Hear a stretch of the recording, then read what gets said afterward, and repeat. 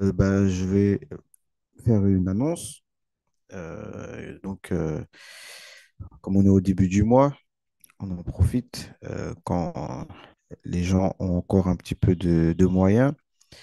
Euh, Par rapport à la suite du projet, par rapport au Merkez, déjà, je tiens vivement à remercier tous ceux qui ont participé.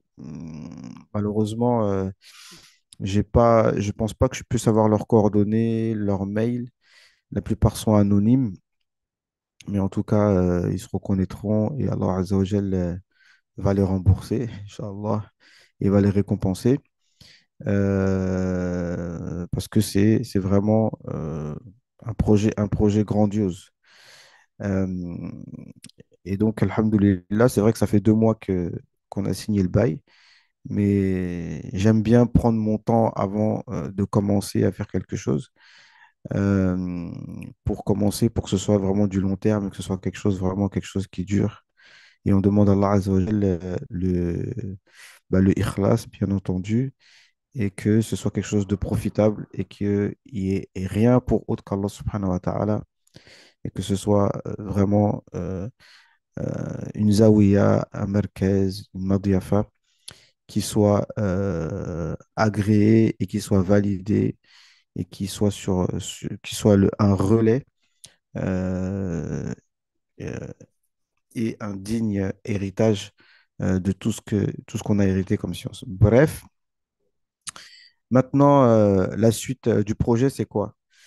La suite du projet, c'est que maintenant, on va commencer euh, les activités. Bon, il y a des activités, premièrement, il y a des activités qui seront des assises de zikr, des assises fraternelles, d'accord? Donc déjà pour commencer, pour pouvoir accueillir les frères chaleureusement, ben, il faut qu'on puisse leur préparer des bons repas, hein, parce que bon, les frères, voilà, la plupart du temps, en fait, les frères maintenant, quand on se voit, il faut qu'on aille au resto, tu vois. C'est plus les plats de la maison. Par exemple, au musulman, vous fait un plat. Bon, mais les plats de musulman, c'est mieux que le resto, hein. Les gens, ceux qui sont venus, ils savent. Mais je veux dire, voilà. Euh, Maintenant, les gens, ils aiment. Enfin, c'est normal, de toute façon. Quand tu invites les gens, tu leur donnes quelque chose, tu leur donnes un bon plat bien fait, avec amour et avec du zikr, etc. Bref, donc pour pouvoir faire quotidiennement accueillir les frères, parce que c'est une saha, c'est-à-dire c'est une zaouia, c'est ça, comme dans le Khuruj, on, est- on aime bien quand on vient quelque part qu'on puisse bien manger, quoi. D'accord?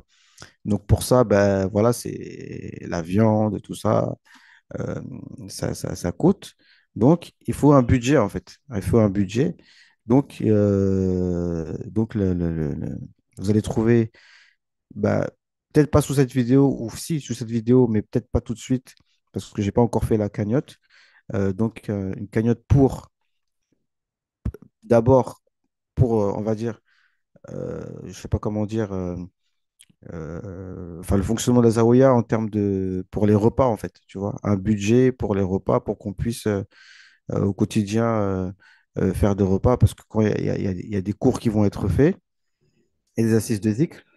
Et le but, c'est quoi? C'est qu'éventuellement, pour ceux qui viennent le matin, qui est le petit-déj, à midi, parce que ce sera peut-être pas tout le temps comme ça, hein. Ce sera pas matin, midi, soir non plus, tu vois. Ça dépend du budget. Et bref, le soir, enfin, c'est pas le but de faire 3 repas, même si normalement dans les Aouïas, de tout temps, ça s'est passé comme ça, en fait, tu vois. Dans les Waqf, euh, yani dans les Aouïas, les gens mangent matin, midi, soir, les élèves y viennent. Subhanallah, il y a un frère qui était ici avec moi en Égypte et qui est dans une école coranique au Maroc, à côté de Tiznit, et tout est payé. Les cours sont gratuits, la nourriture gratuite. Je me demande, mais comment ils font en fait? Qui finance tout ça en fait? Mais voilà, dans l'islam, ça s'est toujours passé, ça s'est toujours passé comme ça, tu vois. Ceux qui ont de l'argent, vraiment, après, c'est ceux qui sont ric-rac, qui sont au SMIC, qui eux-mêmes sont à découvert, bien entendu, bah voilà. Mais c'est vraiment ceux qui m'entendent et qui ont vraiment des moyens, d'accord, qui ont de l'argent de côté, alhamdoulilah, et qui vraiment, ils ont envie d'investir dans quelque chose qui va être vraiment bénéfique dans ce bas monde et dans l'au-delà. C'est vraiment faire fonctionner ce genre d'endroit, en fait. Que ce soit le mien, que ce soit cette zaouïa, c'est même pas à moi, en fait. Et aussi, c'est comme ça que ça fonctionne, quoi. Ça veut dire que nous, c'est vrai, nous, les musulmans français, nous, on est plus dans un esprit un peu capitaliste. Débrouille-toi, vas-y, fais payer tes cours, achète ce que tu as acheté, etc. Tu vois, mais en fait, il faut bien comprendre que le din, c'est à part normalement. Le din, normalement, il n'y a pas une démarche commerciale. Ça veut dire, je donne aux gens les cours qu'ils veulent, ils me payent et je leur donne un bon service comme eux, ils veulent. Tu vois, ça va poser un problème. C'est vraiment, moi, c'est mon. C'est pas un problème de faire payer les courses. Il n'y a pas de souci sur ça. Mon seul souci, c'est que au bout d'un moment, je sois obligé de paramétrer mes cours en fonction de ce que les gens veulent et non pas selon ce que les enseignants veulent. D'accord? C'est les enseignants qui imposent le programme et c'est pas les élèves. D'accord? Donc, et c'est là le problème. Mais si on dépend de l'argent des élèves, bah, au bout d'un moment, on va donner aux élèves ce qu'ils veulent. Vous comprenez? Notamment, s'ils n'aiment pas mémoriser, bah, on va dire, c'est pas grave, mémorisez pas, juste venez. Tu vois? Alors que si on impose, on dit non, il faut mémoriser les moutons. Sinon, vous avancez pas. D'accord? Bref. Donc voilà, c'est un budget comme ça. Donc je ne sais pas combien je vais fixer, peut-être 5 000 ou 6 000, ou je ne sais pas, peut-être 10 000, tu vois. Euh, Allah Azza wa Jal est capable de tout. Et c'est juste une histoire de communication, je pense, parce que je sais qu'il y a plein de gens qui ont envie qui sont prêts à participer. Ils veulent juste voir que voilà, il y a quelque chose. Les gens cherchent où investir leur argent pour acheter leur hasanet, si on peut dire. Donc ça, c'est pas un problème en fait, tu vois. Après, c'est juste de mon côté, de mon côté, de bien que le message euh, soit publié au plus grand nombre pour que les gens soient au courant de ce projet. Mais sinon, moi, je ne doute pas qu'on peut récolter 10 000 € facilement, mais il faut juste que de mon côté, je me professionnalise dans ma communication, etc. D'autant plus que les gens comme Comprend Tondine, il avait fait une cagnotte de 30 000 € hein, pour son matériel audiovisuel et tout, et il les a récoltés, tu vois. Donc voilà, les Wahhabis, ils arrivent à récolter, à faire des levées de fonds incroyables, les Nader Abou Anes, etc. C'est des millions qu'ils récoltent depuis des années, d'accord? Mais nous, c'est pas pareil. D'ailleurs, même Docteur Abdul Qader, pour ceux qui connaissent, donc un cheikh de Ahl Sunnah, pour ceux qui ne connaissent pas, Docteur Abdul Qader, c'est un cheikh syrien installé en Turquie par la force des choses, qui lui-même, il a un institut qui s'appelle l'Institut Razali, mais il a expliqué dans une vidéo récente, en plus, subhanallah, que des fois, il arrive presque à la faillite, en fait. Déjà, il ne peut pas avoir un grand merkez parce qu'il n'a pas les moyens. Et, et en fait, ça, c'est pas rentable, en fait. D'accord? Parce que nous, on est super timide dans le fait de demander aux élèves de l'argent et en même temps, on n'a pas de financement, etc. Donc, voilà le résultat. Des gens qui ont 1000 fois plus 1000 fois plus de légitimité que moi, mais même eux, ils n'arrivent pas à faire fonctionner un merkez. D'accord? Donc, c'est quand même un problème. Donc, les Ahl Sunnah qui m'entendent, il faut vraiment que sur ce côté-là, on se réveille. Et dans un deuxième temps, le salaire des profs. D'accord? Donc, sur un an, sachant qu'un prof qui est pratiquement à plein temps ou qui fait 4 heures par jour, 4 heures, on va dire, si c'est 4 heures par jour, c'est genre, si on le paye 200 euros par mois, il est bien payé en fait. D'accord? Après, s'il fait plus, peut-être s'il fait plus 200, yani, grand max, yani, s'il fait 6 heures par jour, ce sera 200, tu vois. Mais s'il fait 4 heures qu'on lui donne 200, c'est qu'on l'a bien payé, tu vois. Donc faites le calcul. Un prof, après on paye mois par mois, après on voit comment ça se passe. Si ça marche pas, on va pas, on va pas continuer, etc. On va essayer de bien choisir dès le départ. J'ai pas encore vraiment choisi les profs. Un prof de Coran, par exemple, qui vraiment qui sera là à plein temps pour rester avec ceux qui veulent apprendre le Coran. Un prof d'arabe, de toute façon, ici, il y en a plein. Des profs qui sont spécialisés pour enseigner l'arabe aux gens. De toute façon, je suis en bon terme avec le directeur de l'ISN arabe. Je vais aller le voir et chercher. Je vais lui dire voilà, qu'il soit même le référent en fait au niveau de la méthodologie, des cours, de la gestion. Tu vois, ils ont l'habitude. Donc, comme ça, après, moi, j'ai pas énormément de place, mais voilà, que au moins ceux qui veulent venir apprendre le Coran juste à côté de l'arabe, juste à côté de Chérusri, le Coran, pareil. Vraiment, ces deux pôles-là, va falloir que ça tourne, tu vois. L'arabe et le Coran, d'accord? Avec deux profs attitrés, un prof de Coran, un prof d'arabe, et biiznillah, et moi, je gère à côté, et biiznillah, ça va super bien se passer. Après, pour donc ceux qui ont l'arabe, normalement, ceux qui n'ont pas encore l'arabe, ben, ils nient le Coran. Euh, Normalement, on ne s'occupe pas des ulum sharia. C'est comme ça le principe. D'accord? Celui qui n'a pas encore l'arabe, ni le Coran, ben, après, il apprend bien sûr ses obligations, enfin le fiqh, le tajwid au minimum, la aqidah au minimum, d'accord? Ces trois sciences-là. Et un peu des règles de tasawwuf de base. Quatre choses minimum pour même celui qui est encore dans l'apprentissage, d'accord?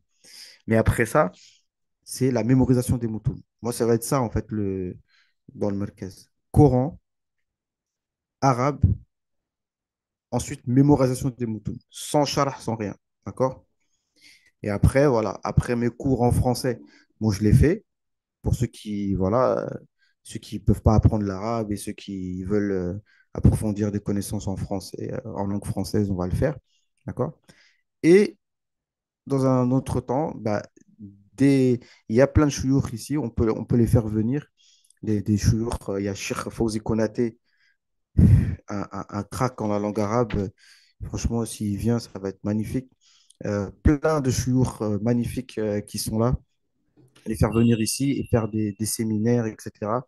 Donc ça va être super bien. Et en plus des assises de zikr, donc on les aborda, machin. Franchement, là, ça va être incroyable. Ça va être incroyable. Et sachant que là, on est vendredi soir, donc lundi soir, Inch'Allah, Cheikh Yousri, il va venir et on va inaugurer en fait officiellement euh, euh, je sais même pas comment l'appeler en fait. Mais le nom va venir en temps et en heure, Inch'Allah. Le nom officiel.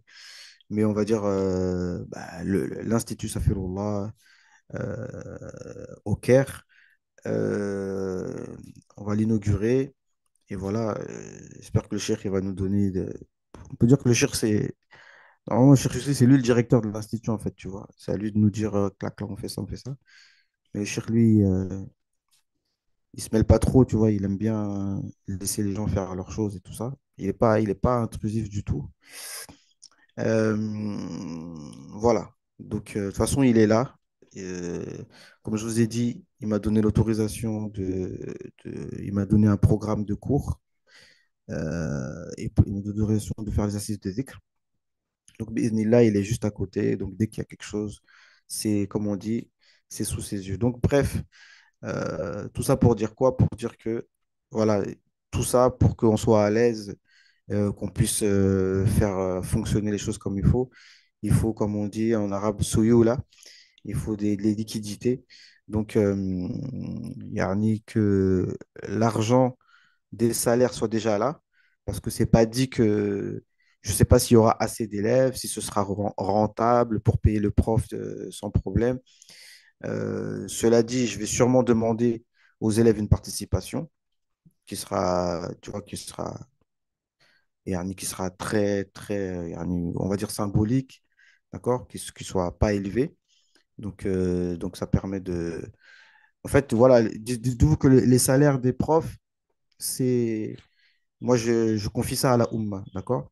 Après, maintenant, si l'argent que les élèves y payent, bah voilà, après, ça, c'est de l'argent de côté, on peut faire différentes choses. Il y a vraiment beaucoup de choses qu'on peut toujours faire et tout ça. Voilà. Donc ça, c'était juste pour vous dire ce que j'ai dans la tête et que la cagnotte, elle est ouverte. Donc, il y a l'ancienne cagnotte là, de 5 000 € que vous allez trouver en lien.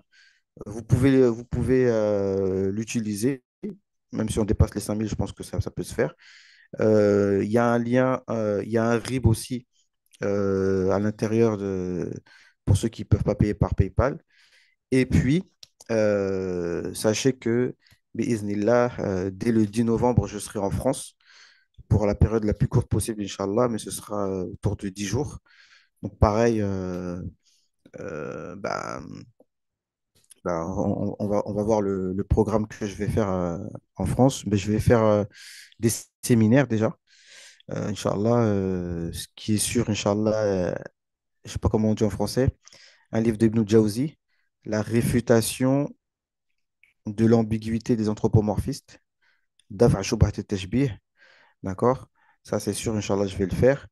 Deuxièmement, un livre d'un Cheikh Misri qui a fait un livre sur les erreurs dans l'aqida d'Ibn Taymiyyah.